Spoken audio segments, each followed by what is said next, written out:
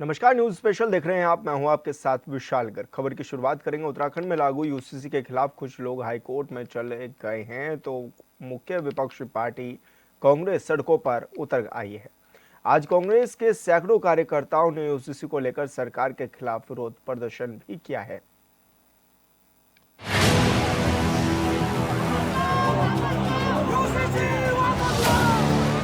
कांग्रेस महिलाओं का भी विरोध करती है।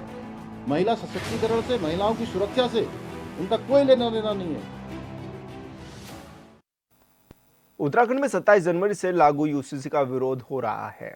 विधानसभा के बजट सत्र के दौरान आज कांग्रेस के कार्यकर्ताओं ने विधानसभा कूच किया और यूसीसी के अवैध प्रावधानों का भी विरोध किया है। प्रदेश कांग्रेस और महिला प्रदेश कांग्रेस कमेटी के संयुक्त तत्वाधान में कांग्रेस कार्यकर्ता पहले धर्मपुर स्थित एक होटल पर एकत्रित हुए, जहां से विधानसभा का कूच किया गया। कांग्रेसियों ने पहले नुक्कड़ नाटक के माध्यम से सरकार को चेताने की कोशिश की। उसके बाद जैसे ही वो सरकार के खिलाफ नारेबाजी करते हुए विधानसभा की तरफ बढ़ने लगे तो पुलिस ने उन्हें रोक लिया, जहां पुलिस और कांग्रेसियों के बीच धक्का मुक्की भी खूब हुई। इस बीच प्रदेश अध्यक्ष कर्ण माहरा और ज्योति रौतेला पुलिस श्रृंखला को तोड़ते हुए आगे बैरिकेडिंग पर चढ़ गए। इधर राज्य के सीएम पुष्कर सिंह धामी ने प्रेस कॉन्फ्रेंस में मीडिया के सवालों पर कांग्रेस को आड़े हाथों लिया। सीएम धामी ने कहा है कि जब यूसीसी का प्रावधान तैयार किया जा रहा था तब सभी राजनीतिक पार्टियों को आमंत्रित किया गया था, जिससे उस वक्त कांग्रेस के लोग शामिल नहीं हुए, ना ही कोई सवाल किया। और जब प्रदेश में यूसीसी लागू हो गया तो कांग्रेस के लोग विरोध कर रहे हैं। उन्होंने कहा है कि कांग्रेस नेता संविधान में विश्वास नहीं रखते हैं, ना ही महिलाओं का सम्मान करते हैं।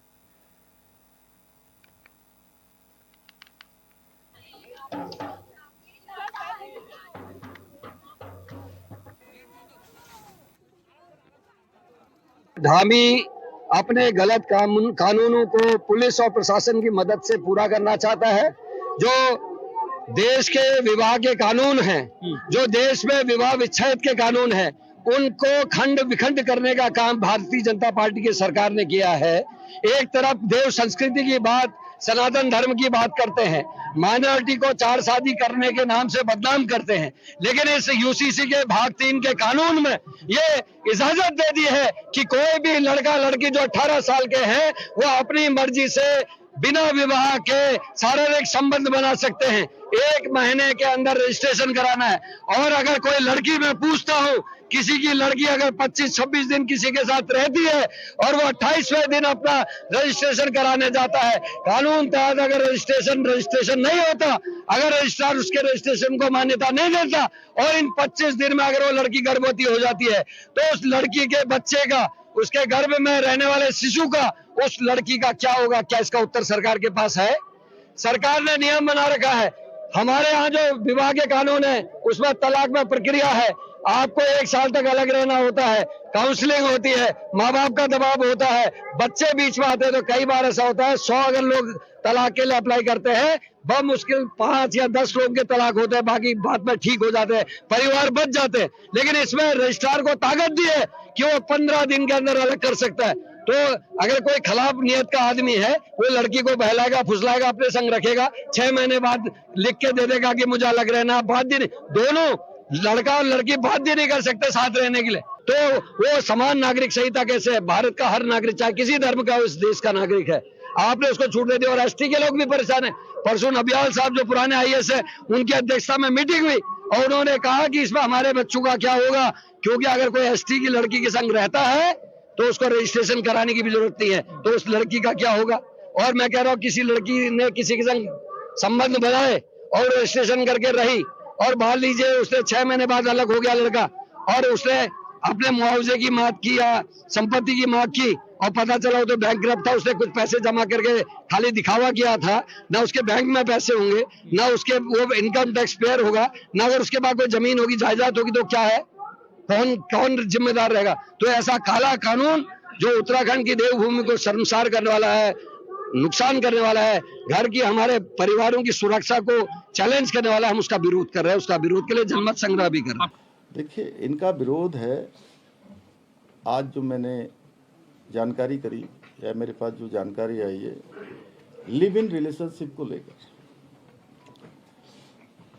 एक तो लिव इन रिलेशनशिप, ये इसमें प्रावधान जरूर किया गया है यूसीसी में। ये हमारी संस्कृति का हिस्सा नहीं है। हमारी संस्कृति इसको मान्यता नहीं देती है। हमारी संस्कृति में कहीं कोई स्थान नहीं है।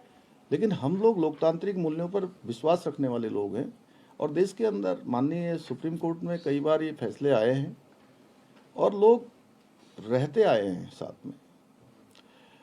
हमने केवल और केवल लिव इन रिलेशनशिप में ये प्रावधान कर दिया कि जो भी लोग इस संबंधों के आधार पर अपना जीवन निर्वासित कर रहे हैं, साथ में रह रहे हैं, उनको अब ये जानकारी देनी होगी, उनके माता पिता को जानकारी देनी होगी, हमारे पास भी जानकारी होगी, क्योंकि पिछले सालों के जो बहुत सारे ऐसे प्रकरण आए हैं, इन प्रकरणों में अनेक बार साथ में रहते रहते संबंध शुरू में अच्छे होते हैं लेकिन बाद में संबंध खराब हो जाते हैं, हिंसा होती है, पुलिस केस होते हैं, कोर्ट कचहरी न्यायालय में मामले जाते हैं, अनावश्यक कई प्रकार के उत्पीड़नों का शिकार दोनों ही पक्षों को, कभी महिला और पुरुष दोनों का ही उत्पीड़न अलग अलग दिशा में होता है। और कई बार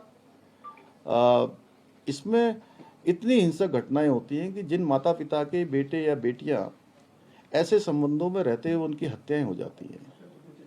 उन माता पिता के पास पूरे जीवन भर रोने के सिवा कुछ नहीं बचता है। दिल्ली का एक बहुत चर्चित केस 2022 का, श्रद्धा बालकर और आफताब साथ में रहते रहते संबंध खराब हो गए और श्रद्धा के टुकड़े टुकड़े काट कर हैवानियत से आफताब ने उसको 300 लीटर के फ्रिज में टुकड़े बना के डाल दिए और एक एक टुकड़ा करके जंगल में फेंक के आता था। और जो उसका सोशल मीडिया का अकाउंट था, उस सोशल मीडिया के अकाउंट से उसके माता पिता से लगातार कम्युनिकेशन करता था, लगातार बात करता था। बहुत लंबे समय तक पता ही नहीं लगा कि उनकी बेटी अब इस संसार में नहीं है।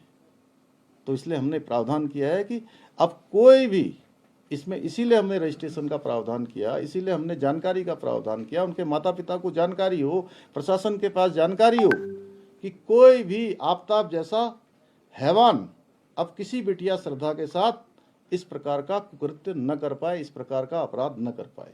तो इसमें क्या बुराई है। और जब हम ये बना रहे थे तो कांग्रेस पार्टी समेत राज्य के जितने भी राजनीतिक दल हैं, उन सारे राजनीतिक दलों को हमने आमंत्रित किया था कि आप आइए, आपको कोई विचार रखने हैं तो आप अपने विचार दीजिए, आप अपने सुझाव दीजिए।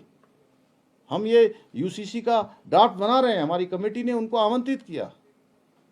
और ये जो महिला सशक्तिकरण के लिए बनाया गया हमारा ये यूसीसी है, ये विधेयक है, इसमें उत्तराखंड की जनता ने मोहर लगाई है। ये बाबा साहब भीमराव अंबेडकर के जो उन्होंने संविधान बनाया है, उस संविधान के अनुरूप लाया गया कानून है, लाया गया विधेयक है। यानी कि कांग्रेस महिलाओं का भी विरोध करती है, महिला सशक्तिकरण से, महिलाओं की सुरक्षा से उनका कोई लेना देना नहीं है। वो महिलाओं पर अत्याचार को प्रोत्साहन देना चाहती है, इसलिए इस कानून का विरोध कर रही है। वो बाबा साहब के संविधान को नहीं मानती है, इसलिए जो है इस जो संविधान में अनुच्छेद 44 में जिसका प्रावधान किया गया है उसका विरोध कर रहे हैं लोग। इसलिए ये बात यहीं तक नहीं चलने वाली है कि आप लोग उत्तराखंड की देवतुल्य जनता को भ्रम में नहीं डाल सकते। उत्तराखंड की जनता ने हमको जो है काम करने के लिए अवसर दिया है। उत्तराखंड के इतिहास में पहली बार उन्होंने एक परिपाटी बदली है, एक मिथक तोड़ा है और लगातार किसी सरकार को दूसरी बार काम करने का अवसर प्रदान किया है।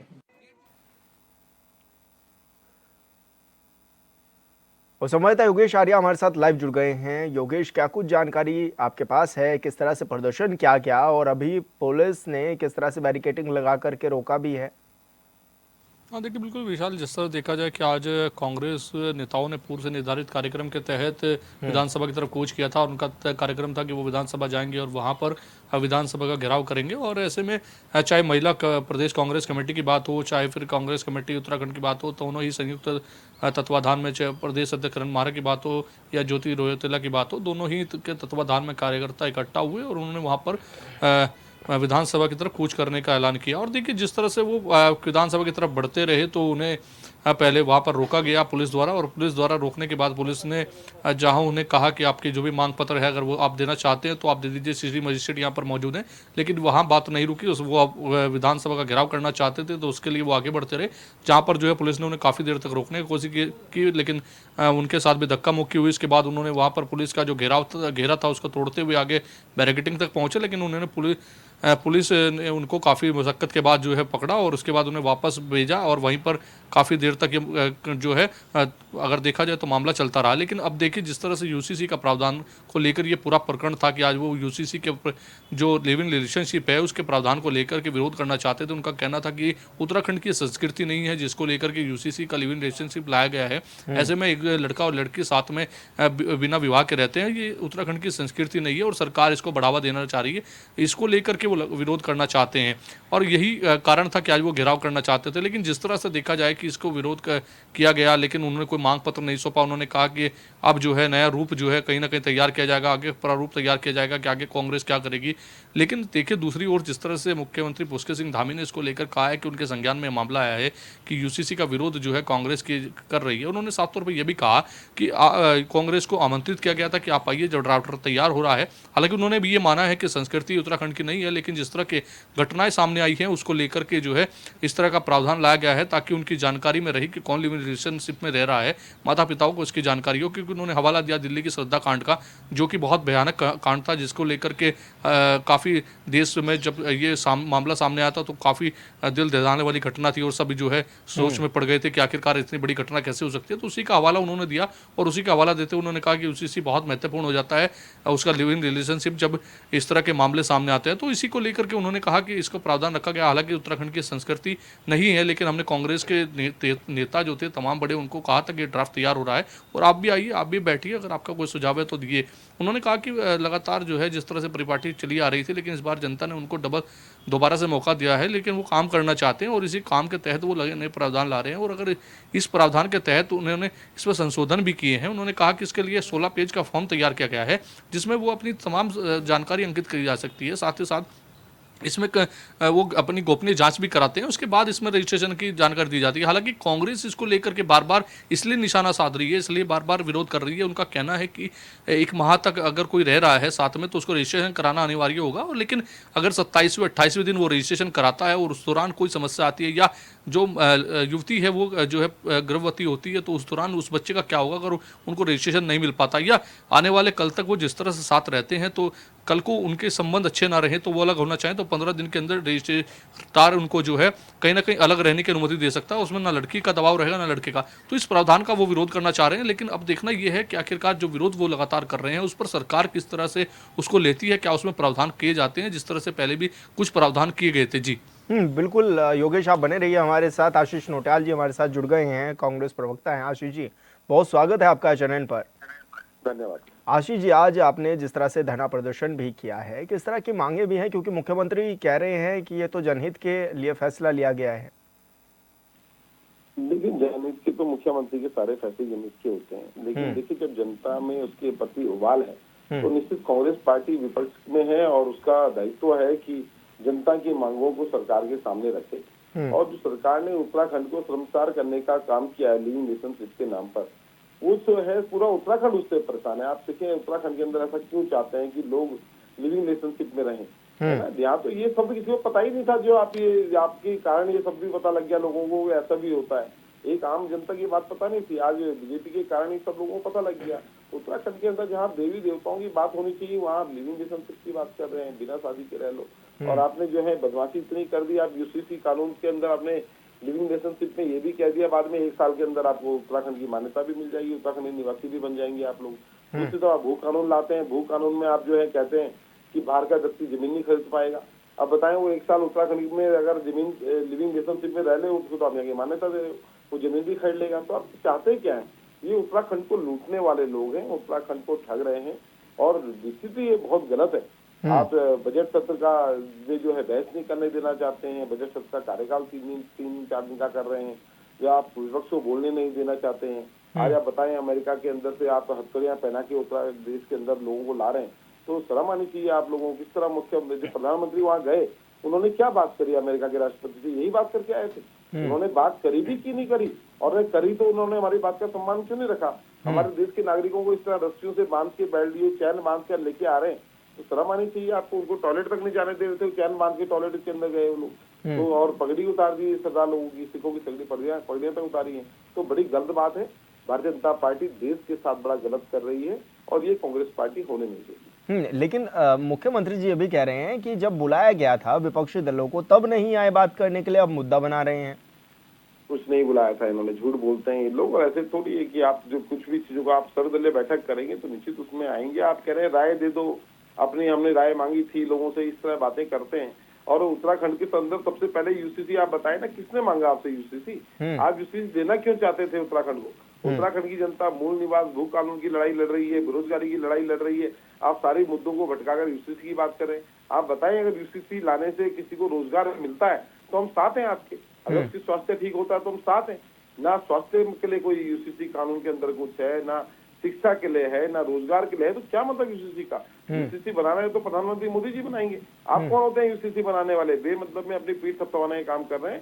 शर्म आनी चाहिए मुख्यमंत्री जी को, किस तरह का काम कर रहे हैं उत्तराखंड के अंदर ये लोग। तो अब आशीष जी कांग्रेस क्या चाहती है? कांग्रेस यही चाहती है यूसीसी के अंदर बदलाव लाए जाए। इस तरह के जो कानून बनाए हैं कि आप लिविंग रिलेशनशिप टाइप के कानून आपने बनाए हैं, निश्चित इस पे जो है जो पढ़े लिखे लोग हैं और जो व्यक्ति हैं उन सबकी राय मशवरा होगी। हम लोग भी, कांग्रेस पार्टी भी राय ले रही है, लोगों से फॉर्म निकाल रही है, राय ले रही है। और एक सही कानून होना चाहिए, गलत तरीके से कानून नहीं बनाए जाने चाहिए उत्तराखंड के अंदर। लेकिन ये तो आप ठीक कह रहे हैं कि ठीक है, धर्म की बात आप कर रहे हैं और उत्तराखंड की खासकर बात कर रहे हैं, लेकिन आप उन युवाओं का भी सोचिए, क्योंकि युवा अक्सर ऐसे तो रहते ही आए हैं, स्टार्टिंग से रहते आ रहे हैं। बस ये है कि अभी तक डाटा नहीं था और सरकार ये कह रही है कि अब डाटा हो जाएगा हमारे पास भी और उनके परिजनों को भी पता चल पाएगा कहीं, क्योंकि जिस तरह से उन्होंने दिल्ली करा दो आप, सरकार शादी करवा दे डायरेक्ट, क्या मतलब इसका? कौन माँ बाप चाहेगा मेरा बेटा बिना शादी के उसमें रहे, लिविंग रिलेशनशिप में रहे? कौन चाहेगा बताएं कि मेरा बेटा मेरी बेटी लिविंग रिलेशनशिप में रहे? कोई चाहेगा? आने वाले टाइम पर जो लोग लिविंग रिलेशनशिप में रहेंगे उनकी शादियां भी नहीं हो पाएंगी। जब पता लगेगा कि ये आदमी 4 लोगों के साथ लिविंग में रहा है या ये लड़की 6 के साथ रही है, तो ये तो बड़ा गलत हो रहा है। क्यों इस लिविंग रिलेशनशिप की जरूरत क्या है? ये तो पहले ये कानून ही यही चीज ही गलत है, लिविंग रिलेशनशिप को मान्यता मिलना। लेकिन चलो कोर्ट ने अगर मान्यता दी है तो आप कम से शर्मोसार तो मत करें उस चीज को। आप माँ बाप को क्या बताएंगे? आप बताएं, कोई भी व्यक्ति अपने माँ बाप को क्या बताएगा? आप उसको रजिस्टर्ड कर रहे हैं, उसको रजिस्टर्ड करने का मतलब तो उन्हें पक्का काम कर दिया। फिर शादी कर दो उस चीज में, आप शादी कर दो, रह लेंगे उन रिलेशनशिप में जैसे भी रहना है। तो गलत कर रहे हैं जिस तरह की हरकतें सरकार कर रही है। और इन चीजों पर विषय ये मुझे नहीं लगता उत्तराखंड के अंदर इस तरीके के विषयों पर बात करनी चाहिए। एक धर्म नगरी है, धर्म के ऊपर बात होनी चाहिए, रोजगार पे हो, शिक्षा पे हो। आप किस तरह की बातें कराना चाहते हैं और कहाँ जनता का ध्यान भटकाना चाहते हैं, बड़ी बेशर्मी वाली बात है। इसके ऊपर कुछ नहीं। आशीष जी आप बने रहिए हमारे साथ। प्रभा बदूनी जी भी हमारे साथ जुड़ गई हैं, बीजेपी प्रवक्ता हैं। प्रभा जी बहुत स्वागत है आपका चैनल पर। प्रभा जी, जिस तरह से विपक्ष अब लगातार हमलावर भी हो रहा है राज्य सरकार पर और कह रहा है कि यूसीसी सही नहीं है, किस रूप में आप लोग इसको देख भी रहे हैं और क्या कितनी विपक्ष की बात आप लोग मान भी रहे हैं? देखिए विशाल जी, सबसे पहले तो मैं ये कहूंगी कि जो विपक्ष अपने को कह रहा है कांग्रेस, क्या विपक्ष में इनकी आपस में कोई बातचीत भी होती है? जो ये विपक्ष कह के यहाँ बैठे हैं और इनको यूसीसी के बारे में हम बार बार ये कह रहे हैं कि हमारे उत्तराखंड राज्य में हम सभी को विकास के समान अवसर देना चाहते हैं, हम सभी के अधिकारों की रक्षा करना चाहते हैं। तो यही हमारी नीति है और यही हमारी सोच थी, इसी को लेकर हम यूसीसी लेकर आए हैं। और जब हम इस चुनाव में आए थे 2022 में, तो ये तो हमारा चुनावी मुद्दा था, ये कोई अचानक से नहीं हम लेकर आ गए हैं। पूरी जनता को पता था, पूरी जनता ने हमें इस बात पर मैंडेट दिया था, तो इसीलिए हम यूसीसी लेकर आए हैं। और अगर हम सबके अधिकारों की रक्षा करते हैं और सबसे ज्यादा इसमें जो महिला सशक्तिकरण की बात इसमें हो रही है, तो अब आप ये बताइए, अगर हमारे राज्य में चाहे वो किसी भी धर्म की हो, जाति की हो, संप्रदाय की हो, क्या सबके समान अधिकारों की रक्षा करना गलत बात है? क्या सबको विकास के समान अवसर देना गलत बात है? तो अगर हमारी धामी सरकार ने इस विषय पर सोचा, उन्होंने कहा उत्तराखंड में सबको समान अधिकार दिए जाएंगे, तो विकास से समान अवसर मिलेंगे, तो इसमें क्या बुराई है? लेकिन मुझे तो अभी तक भी ये समझ नहीं आता, यूसीसी को आए हुए इतना वक्त बीत गया है, लेकिन मुझे नहीं लगता विशाल जी की विपक्ष को अभी भी यूसीसी की एबीसीडी भी पता है। केवल इसके पास आज मुझे लगता है मुद्दों का बिल्कुल अकाल पड़ गया है। कोई विकास, आप बताइए आज कौन सा विकास का मुद्दा इनके पास है? क्या विजन इनके पास है? जरा ये बताइए। केवल आज अगर हम जो सदन की कार्यवाही भी चल रही है उसमें आप देखिए ये कर क्या रही है? केवल शोर शराबा, वहां पर अपना किसी भी तरह चाहते हैं कि ये स्थगित कर दी जाए। फिर कहते हैं कि समय बढ़ा दीजिए। समय किस लिए बढ़ा दीजिए? आपके शोर शराबा, आपका ड्रामा जनता को दिखाने के लिए। जिसको अपनी बात कहनी होती है विशाल जी, वो उस समय अवधि भी उसके लिए बहुत ज्यादा होती है। और जिसको हंगामा करना है उसको तो देखिए, ना उसको कुछ समय चाहिए, ना उसको दिन चाहिए, वो कभी भी कर सकता है। लेकिन प्रभा जी, जिस तरह से विपक्ष ये भी कह रहा है कि संस्कृति नहीं है उत्तराखंड की, और इस तरह से अगर लिविंग रिलेशनशिप के मामले आएंगे, और एक तरफ आशीष जी ने एक पॉइंट ये भी बोला है कि एक तरफ आप भू कानून ला करके राज्य में ये कह रहे हैं कि कोई बाहरी व्यक्ति जमीन नहीं खरीद सकता, दूसरी तरफ आशीष जी का ये कहना है कि जब आप लिव इन रिलेशनशिप को मान्य कर रहे हैं, अगर कोई बाहर का व्यक्ति है जब यहाँ पर आकर के लिव इन रिलेशनशिप में रहेगा तो उसको 1 साल के अंदर ही आप मान्यता भी दे देंगे उत्तराखंड की। देखिए विशाल जी, मैं तभी कह रही हूँ कि विपक्ष को ने यूसीसी को पढ़ा ही नहीं है। ये हेडलाइन पढ़ते हैं, ये हेडलाइन वाली पार्टी है और ये कुछ नहीं कर सकती है। आप ये देखिए, लिव इन रिलेशनशिप, क्या उसमें ये लिखा गया है कि आइए उत्तराखंड में आप लिव इन रिलेशन में रहिए? ऐसा लिखा गया है उसमें कानून बनाया गया है। बल्कि हम तो लिव इन रिलेशनशिप को रोकने के लिए कानून लेकर आए हैं। पहली बात तो ये माइंड सेट कर लीजिए अपना, कि जो ये बार बार कहते हैं हमारी संस्कृति नहीं है, तो ये संस्कृति का हमने कब कहा ये संस्कृति है? लेकिन आपको ये विशाल जी पता है कि हमारे पूरे देश में जो बालिग लोग होते हैं वो लिव इन रिलेशनशिप में रह रहे हैं। और अभी तक भी जो उत्तराखंड में क्या लोग रह नहीं रहे थे? अवैध रूप से भी बिना रजिस्ट्रेशन के लोग रहते थे यहाँ पर। हमने सिर्फ कहा है कि रजिस्ट्रेशन अनिवार्य है। उससे क्या होगा कि देखिए, जो डोमेस्टिक वायलेंस है उसको कम करना हम चाहते हैं।